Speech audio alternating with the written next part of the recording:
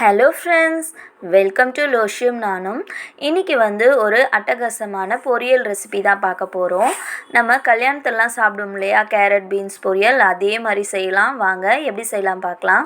பொரியலுக்கு தேவையான காய்கறிகள் எடுத்துக்கலாம். ஃபஸ்ட்டு நான் ஒரு 3 கேரட், கொஞ்சமாக பீன்ஸ் எடுத்திருக்கேன், கோஸ், பச்சை பட்டாணி, அதை வச்சு தான் நம்ம இன்றைக்கி பொரியல் செய்ய போகிறோம்.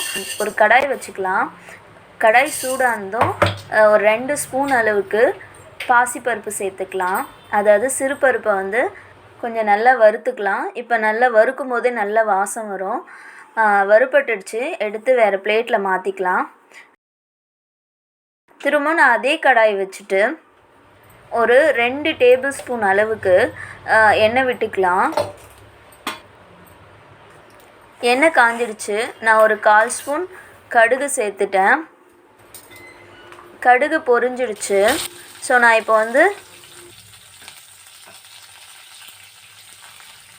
ஒரு ஸ்பூன் உளுந்து, அதுக்கப்புறம் ஒரு 4-5 பல் பூண்டு நல்லா இடித்து போட்டுக்கங்க. ஒரு இஞ்சி தட்டி போட்டுக்கங்க. 3 பச்சை மிளகாய், கொஞ்சமாக கருவேப்பிலை ஆட் பண்ணியிருக்கேன். நம்ம இந்த முட்டைக்கோஸ்லாம் சேர்க்கறதுனால சில பேருக்கு கேஸ்ட்ரிக் ப்ராப்ளம் வரும். ஆனால் நம்ம இதில் ஒரு துண்டு இஞ்சி சேர்க்கறதுனால அந்த ப்ராப்ளம் வராது. இப்போ அதெல்லாம் வதங்கிடுச்சு. ஸோ கூடவே நான் ஒரு வெங்காயம் நல்லா பொடியாக கட் பண்ணி வச்சுருக்கேன். வெங்காயம் சேர்த்தோன்னா இன்னும் டேஸ்ட்டாக இருக்கும். இப்போ வெங்காயம் நல்லா வதங்கட்டும். பாருங்கள், இந்த உளுத்தம்பருப்பு, பச்சை மிளகாய், காரம் இதெல்லாம் சேர்ந்து சூப்பராக வரும். இப்போது நான் அந்த காயெல்லாம் வச்சுருந்தேன் பார்த்தீங்களா, அதெல்லாம் பொடியாக கட் பண்ணிட்டேன். அந்த காய் எல்லாத்தையும் சேர்த்தாச்சு. சேர்த்துட்டு அதுக்கு தேவையான அளவுக்கு உப்பும் ஆட் பண்ணிக்கலாம். இப்போ நல்லா கிளறி விட்டுடலாம். கிளறி விட்டுட்டு இந்த காய்க்கு தேவையான அளவுக்கு தண்ணி ஊற்றிக்கலாம். அதாவது நான் 1 டம்ளர் தண்ணி ஊற்றிருக்கேன். ரொம்பவும் தண்ணி ஊற்றினா நல்லா இருக்காது பொரியல். ஸோ அதனால் கரெக்டாக அதை முழுகிறதுக்கு கொஞ்சம் கம்மியாகவே ஊற்றிக்கலாம். ஓரளவுக்கு தண்ணி லைட்டாக குறைஞ்ச பிறகு நம்ம இந்த சிறுபருப்பு ஆட் பண்ணிக்கலாம். வறுத்து வச்ச சிறுபருப்பு அதையே நல்லா கலந்து விட்டுக்கலாம். இந்த தண்ணியிலே நல்லா அந்த சிறுபருப்பு வெந்துடும்.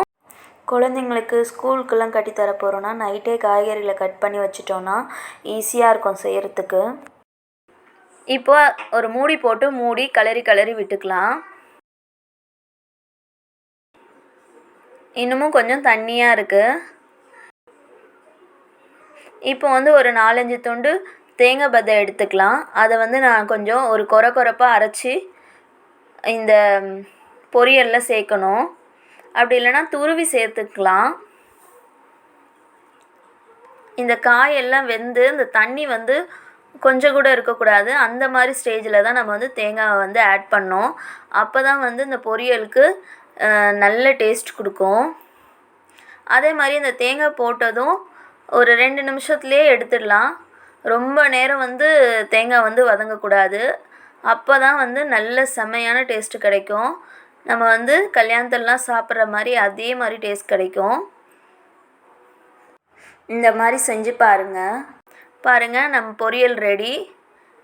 அதே மாதிரி இந்த பொரியல் இந்த சாம்பார், பொரியல், வடை, அப்பளம் இந்த மாதிரி வச்சு சாப்பிட்டோன்னா ரொம்ப ரொம்ப சூப்பராக இருக்கும். எல்லோரும் இந்த பொரியலும் விரும்பி சாப்பிடுவாங்க. இந்த வீடியோ உங்களுக்கு பிடிச்சிருந்தால் லைக் பண்ணுங்கள், ஷேர் பண்ணுங்கள், கமெண்ட் பண்ணுங்கள். மறக்காமல் சப்ஸ்கிரைப் பண்ணிவிடுங்க. தேங்க்யூ ஃபார் வாட்சிங்.